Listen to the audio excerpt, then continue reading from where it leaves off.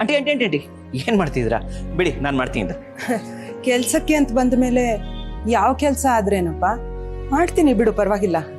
Aunty, ನಿನ್ನೆ ರಾತ್ರಿ ಸಿಂಚನ ಹಾಗೆ ಹೇಳಿದ್ದಕ್ಕೆ ನೀವು ಬೇಜಾರು ಮಾಡ್ಕೊಂಡ್ರಿ ಅನ್ಸುತ್ತೆ. ಸಾರಿ. ಕೆಲ್ಸಕ್ಕೂ ಸಹಾಯಕ್ಕೂ ವ್ಯತ್ಯಾಸ ಗೊತ್ತಿಲ್ಲದೆ ಇರೋರ ಹತ್ರ ಏನ್ ಮಾತಾಡಿ ಏನ್ ಪ್ರಯೋಜನ ಹೇಳು? ಅಮ್ಮ ಮನೇಲಿರಲ್ಲ, ಸ್ವಲ್ಪ ಹೋಗಿ ಸಹಾಯ ಮಾಡಿ ಅಂತ ನನ್ನ ಅಳಿಯಂದ್ರು ಹೇಳಿದ್ರು. ಅದಕ್ಕೋಸ್ಕರ ನಿಮಗ್ ಸಹಾಯ ಆಗ್ಲಿ ಅಂತ ಬಂದೆ ಅಷ್ಟೇ ನಾನು. ಆದ್ರೆ ನೀವದನ್ನ ತಪ್ಪಾಗಿ ಅರ್ಥ ಮಾಡ್ಕೋತಿದ್ರಿ ಅಂತ ಗೊತ್ತಿರ್ಲಿಲ್ಲ. ಇರ್ಲಿ ಬಿಡಪ್ಪ. ಆಂಟಿ, ಅದು ಸಿಂಚನಂಗೆ ಸಿಕ್ಕಾಪಟ್ಟೆ ಕೋಪ, ಬಾಯಿಗೆ ಬಂದಾಗೆಲ್ಲ ಮಾತಾಡ್ಬಿಡ್ತಾಳೆ.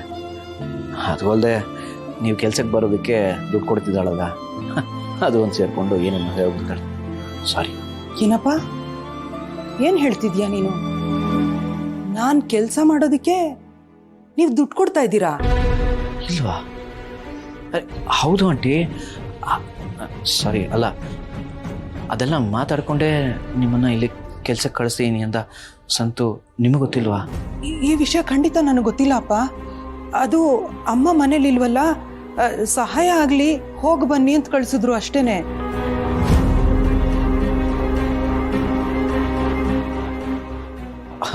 ಅದು ಸಂತು ಅಣ್ಣ ನಿಮ್ಗೆ ಹೇಳೋದು ಮರ್ತ್ಬಿಟ್ಟಿದ್ದಾನೆ ಅನ್ಸುತ್ತೆ. ದುಡ್ಡೆಲ್ಲ ಕೂಡಿಟ್ಟು ವಾಪಸ್ ನಿಮ್ಗೆ ಕೊಟ್ಟು ಆಮೇಲೆ ತಿಳಿಸ್ಬೋದು ಅನ್ಸುತ್ತೆ ಮೋಸ್ಟ್ಲಿ.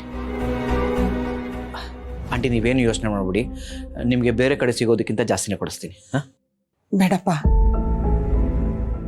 ಖಂಡಿತ ನಿಮ್ ದುಡ್ಡು ಬೇಡ ನನಗೆ. ನಿಮ್ ತಾಯಿ ಬಂದ ತಕ್ಷಣ ನಾನು ಇಲ್ಲಿಂದ ಹೊರಟು ಬಿಡ್ತೀನಿ. ಮತ್ತೆ ಹೊರಡೋ ಮಾತೇ ಆಡ್ತಿದ್ರಲ್ಲ. ಅದು ಸಿಂಚನಂಗೆ ಸಿಕ್ಕಾಪಟ್ಟೆ ಕೋಪ. ಏನು ಮಾಡ್ತೀರಾ, ಶ್ರೀಮಂತರ ಮನೇಲಿ ಬೆಳೆದ ಹುಡುಗಿ, ಅವಳ ಪರವಾಗಿ ನಾನು ಸಾರಿ ಕೇಳ್ತೀನಿ. ಆದರೆ ಸಿಂಚನ ಇದ್ದಾಗ ಮಾತಿನ ಮೇಲೆ ಸ್ವಲ್ಪ ಗಮನ ಕೊಡಿ ಅಷ್ಟೆ. Sorry aunty.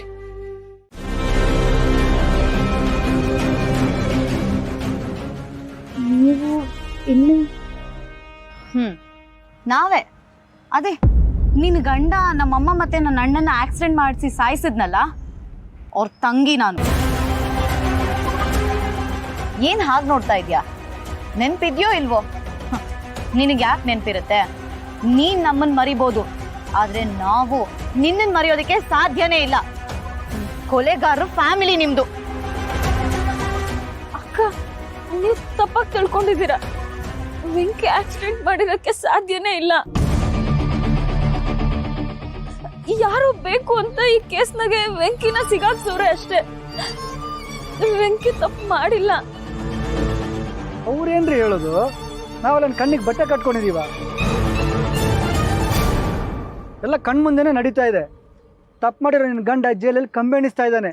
ಆದ್ರೂ ಭಾವನಾಗ ಹೇಳಿದೀನಿ, ಸಿದ್ದುಗೆ ಹೇಳಿದೀನಿ ಅಂತ ಹೇಳ್ತಿರಲ್ಲ, ನಾಚಿಕೆ ಆಗಲ್ವಾ ನಿಂಗೆ? ನೀವ್ ಯಾಕೆ ಹಿಂಗೆಲ್ಲ ಮಾತಾಡ್ತಾ ಇದ್ದೀರಾ? ನಿಜವಾಗ್ಲೂ ನನ್ ಗಂಡ ಏನು ತಪ್ಪು ಮಾಡಿಲ್ಲ. ಅವ್ರು ಆಕ್ಸಿಡೆಂಟ್ ಮಾಡಿಲ್ಲ. ಅವ್ರು ನಿಜವಾಗ್ಲೂ ಅಮಾಯಕ.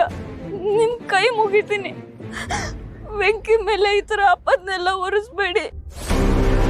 ಓಹೋ, ನೀನು ಹೀಗೆ ಕಣ್ಣೀರು ಹಾಕ್ಬಿಟ್ರೆ ನಾವು ಕರ್ಗೋಗ್ತೀವಿ ಅಂತ ಅನ್ಕೊಂಡಿದ್ಯಾ? ನಿನ್ನ ನಾಟಕ ಎಲ್ಲ ನಿಲ್ಲಿಸು. ನಿಮ್ಮ ಇಡೀ ಫ್ಯಾಮಿಲಿನೇ ನಾಟಕದ ಕಂಪ್ನಿಯವರು. ನೀವೆಲ್ಲ ದುಡ್ಡು ನೋಡಿರಲ್ಲಲ್ವಾ, ಅದಕ್ಕೆ ಈ ಥರ ಶ್ರೀಮಂತ ಮನೆಯವ್ರಿಗೆ ತೊಂದರೆ ಕೊಟ್ಬಿಟ್ಟು ದುಡ್ಡು ಕಿತ್ಕೋತೀರಾ ಅಲ್ವಾ? ಅಲ್ಲ, ನಿಮಗೆ ದುಡ್ಡೇ ಬೇಕು ಅಂತ ಹೇಳಿದಿದ್ರೆ ಮುಖದ ಮೇಲೆ ದುಡ್ಡು ಬಿಸಾಕ್ತಾ ಇದ್ದೆ. ಈ ಥರ ನಮಗೆಲ್ಲ ತೊಂದರೆ ಕೊಟ್ಟು ದುಡ್ಡು ಕಿತ್ಕೋಬೇಕಾ? ಪಾಪ, ದೇವರಂತ ನಮ್ಮ ಭಾವ ಅತ್ತೆನ ಅನ್ಯಾಯವಾಗಿ ಸಾಯಿಸ್ಬಿಟ್ರಲ್ಲ. ದೇವ್ರೆ, ನಾನ್ ನಿಮ್ಗೆ ಹೆಂಗ್ ಅರ್ಥ ಮಾಡಿಸ್ಲಿ? ನಿಜವಾಗ್ಲೂ ಅಣ್ಣ, ನನ್ ವೆಂಕಿ ಏನು ತಪ್ಪು ಮಾಡಿಲ್ಲ. ಮೊದ್ಲೇ ನನ್ ಗಂಡ ಜೈಲಲ್ಲಿದ್ದಾರೆ ಅಂತ ನಾನ್ ನೋವಲ್ಲಿದ್ದೀನಿ. ನನ್ ಮುಂದೆ ಬಂದು ಹಿಂಗೆಲ್ಲ ಮಾತಾಡ್ತಿರಲ್ಲ, ಇದು ನಿಮ್ಗೆ ಸರಿ ಅನ್ಸ್ತದ? ಇದು ನಿಮ್ಗೆ ನ್ಯಾಯ ಅನ್ಸ್ತದ? ದೇವ್ರೆ, ನೀನೇ ಅವ್ರಿಗೆ ಅರ್ಥ ಮಾಡ್ಸಪ್ಪ. ರವಿ, ಇವಳು ಮೊದಲೇ ತುಂಬ ಪ್ಯಾನಿಕ್ ಆಗಿದ್ದಾಳೆ. ನಾವೇನಾದರೂ ಎಕ್ಸ್ಟ್ರಾ ಮಾತಾಡ್ಸಿದ್ರೆ ಇಲ್ಲೇ ಕುಸ್ತು ಬಿದ್ದು ಹೋಗೋ ಥರ ಇದ್ದಾಳೆ. ಆದ್ರೂ ಯಾಕವ ಇದೆಲ್ಲ ಹಿಂಗಾಗ್ತಾ ಇದೆ? ಈಗ ವೆಂಕಿನ ಹೆಂಗವ ನಾವು ಬಿಡ್ಸೋದು? ಎಲ್ಲ ಆಗೈತೆ ಅಂತ ನನ್ ಭಾವನಾ ಅಕ್ಕಂಗೂ ಸಿದ್ದು ಅಣ್ಣಂಗೂ ಹೇಳಿವ್ನೆ. ಭಾವನಾ ಅಕ್ಕ ನನಗ್ ಮಾತು ಕೊಟ್ಟವ್ರೆ, ಏನೇ ಆದ್ರೂ ಸರಿನೆ ವೆಂಕಿನ ನಾನ್ ಹೊರಗಡೆ ಕರ್ಕೊ ಬರ್ತೀನಿ ಅಂತ. ಅಷ್ಟೇ ಅಲ್ಲ, ವೆಂಕಿ ಪರ ಕೋರ್ಟಲ್ಲಿ ಭಾವನಾ ಅಕ್ಕನೇ ವಾದ ಮಾಡ್ತವ್ರೆ.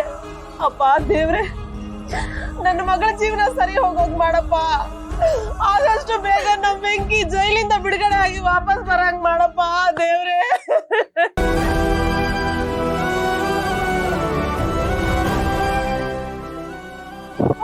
ಅವ ನಿನ್ ತಮ್ಮಯ್ಯ ಅಂತೀನಿ ಕಣವ, ನೀನ್ ಹೇಳ್ಬೇಡ. ಮೊದ್ಲೇ ಹಾರ್ಟ್ ಪೇಷಂಟ್, ನೀನ್ ನಕ್ಕೊಂಡ್ ಕುತ್ಕೊಂಡು ನಿಂಗೇನಾದ್ರೂ ಆದ್ರೆ ನನ್ಗೆ ಯಾರವ್ರ ಹೇಳು. ಮಾಡ್ಬೇಡ ಚಲ್ವಿ. ನನ್ಗೆ ಕಣ್ಣಿಲ್ದೆ ಇದ್ರುವೆ ಇಷ್ಟು ವರ್ಷ ಕಾಲ ಕಷ್ಟಪಟ್ಟು ನಿನ್ನ ಜೋಪಾನ ಮಾಡ್ಕೊಂಡ್ ಬಂದೀನಿ. ಎಲ್ಲ ನೋವು ಉಂಡ್ಕೊಂಡು ಇನ್ನು ನನ್ ಗುಂಡಿಗೆ ಗಟ್ಟಿಯಾಗಿ ಅದೇ ಕಣವ. ತಡ್ಕತೀನಿ. ನೀನ್ ಧೈರ್ಯವಾಗಿರು ಚಲ್ವಿ, ಧೈರ್ಯವಾಗಿರು.